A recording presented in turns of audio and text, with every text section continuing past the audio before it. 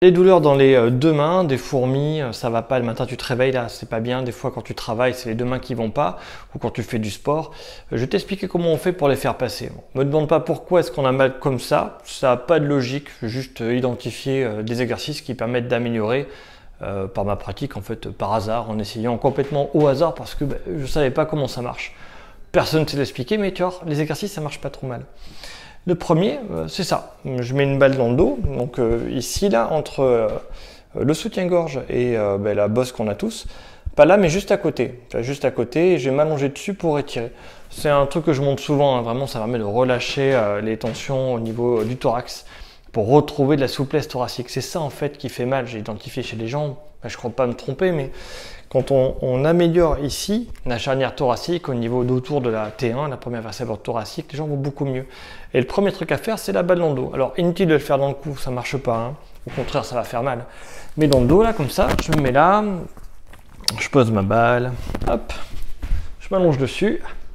Là, je déplace mon corps pour trouver là où ça tire. D'ailleurs, ça tire, il faut que je le fasse plus souvent. Donc, hop, je trouve le truc. Là, je suis pas sur ma colonne, mais juste à côté, à 1 cm, même pas. Et puis je mets une petite pression, je peux allonger les jambes, l'idée c'est de sentir quelque chose qui tire, j'attends 45 secondes et puis hop je me déplace pour faire un peu plus bas ou pour faire de l'autre côté. Donc 45 secondes de maintien, la douleur va diminuer, quand elle diminue c'est que c'est bon, hop je change, hop voilà, un peu plus bas. Bon je sens rien, moi je vais changer de côté, hop je décale mon corps, là je trouve quelque chose, j'attends 45 secondes, c'est le temps qu'il faut pour que l'étirement ait un effet. Moi, je vous montre plus rapidement, mais ça ne marche pas. Hein. Aussi rapidement, ça n'a pas d'effet. Alors, ça, c'était le premier truc à faire, c'est retrouver la souplesse thoracique. Le deuxième, c'est retrouver une forme de stabilité au niveau des épaules et du dos. Donc, je vais vous montrer. C'est avec ça. Je mets les poids. Là, j'ai pris 3 kg, vous pouvez prendre moins. Hein. L'idée, c'est que je plie un peu les genoux. Là, hop, je plie les genoux, je crase un peu le dos et je vais aller taper derrière ma tête ici, en tendant mes bras. C'est important derrière la tête. Si vous faites au-dessus, ça ne va pas marcher. Donc, et vous voyez, je lève le menton, je laisse mon ventre avancer, c'est pas très grave. C'est pas très grave parce qu'on utilise des poids légers. Et je fais des répétitions de mouvements comme ça. Donc, je mets au niveau des oreilles, hop, et quand je lève les poids, je lève la tête. Hop là. En même temps, je fais ça simplement pour, ça va permettre d'utiliser un peu la souplesse du dos qu'on aura gagné avec l'étirement de la balle. Et hop, je vais avoir besoin de la chaise. Ah, tac, tac, tac. Donc, ça va permettre de regagner la souplesse du dos qu'on aura gagné avec la balle et de stabiliser un petit peu, mais surtout de retrouver cette posture-là. Voilà. Le dernier exercice que j'aime bien, qui va avec en général, c'est celui-là. Alors je vous montre, il y a différentes versions de cet exercice-là, il y a même une progression dessus. Et vu que la vidéo est limitée en temps, je vous montre un truc efficace.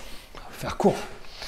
C'est l'étirement de la tête en flexion, c'est tout simple. Alors je vais parler moins fort parce que je vais avoir la tête sur le micro, mais je mets les mains comme ça là, ou comme ça. Moi j'aime bien comme ça.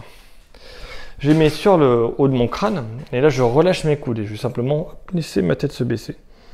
Et là dans cette position là, alors je ne sais pas si dans le micro le son est cramé ou pas, mais j'appuie très légèrement vers le bas et je tiens et j'attends. Donc si j'appuie trop fort, je vais avoir mal dans le dos, au niveau des muscles du thorax.